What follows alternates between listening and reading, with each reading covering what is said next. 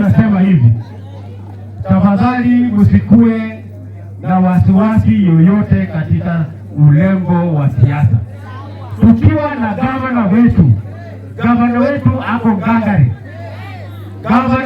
ngangari, tumetembea na yeye na hakuna shida. Na mimi tumetembea, nilikuwa nafanya kazi kwa Wahindi, nikipima hivi huyu pima gavana anayepima na kunyuha chasi. So gavana ako sawa na ni mtu yetu, amenipigia salamu niwaletee. Mmekubali salamu za gavana? Tunamalizia hapa Sumbule kuwa angalia na sisi, na nimeona mmekuja na watoto wote na mnampenda. Na mimi sitaki kusema mambo mengi. Kama nikutusiwa, nimetusiwa, imeisha. Na leo pasta aliniambia vumilia, matusi haifanyi kitu yoyote. Niambie ndugu yangu Charles, tafadhali ukija hapa ni nyumbani. Usikuja kupaka watu mafuta.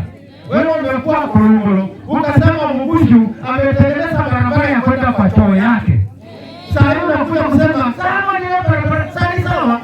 Tusikuja kupeana mambo ya uongo, mambo mbaya. Na mimi nataka kuambia watu wetu wa area hii, tafadhali katika kaunti yetu, Trans Nzoia County haipewi pesa kama kaunti zingine.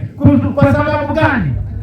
Kwa sababu gavana wetu amesema hawezi piga magoti chini yapewe msaada. Na vitu zote ambazo tunataka kufanya katika wodi ya Kiliward ni pesa zinatoka, trickle down from the national government to the county government.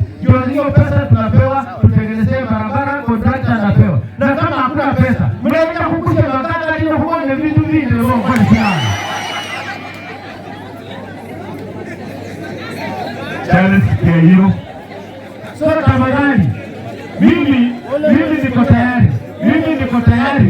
niko tayari kufanya kitu yoyote watu wetu wafaidike.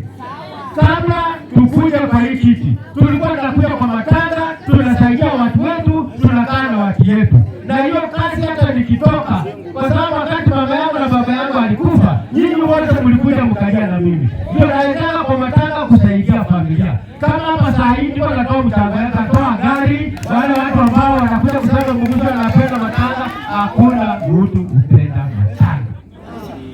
Na nikitoa gari napunguza mzigo wa kamati pale. So mimi nimetoa hiyo shilingi, lakini hiyo ni kidogo sana. Hiyo pesa nimetoa ni kidogo. Na ni kwa uongo ya Sumbule wetu. Natoa shilingi 10,000 na pamoja na hasi. Na naongea hivi hadi kwa hasira. Saa hiyo kulikuwa akakwemba. Ndio maana wafunga kama Sakario. Sima ni mjane mnaona kama mwili ni kweli. Hapana, angalia mtoto anapiga masakari. Wacha saa hiyo atafunga ile chini nyumba yenyewe. Na unakuja unasema pape mwenyewe. Na Mungu mpo ni chwe kale ndio mao kusikoni. Asante sana.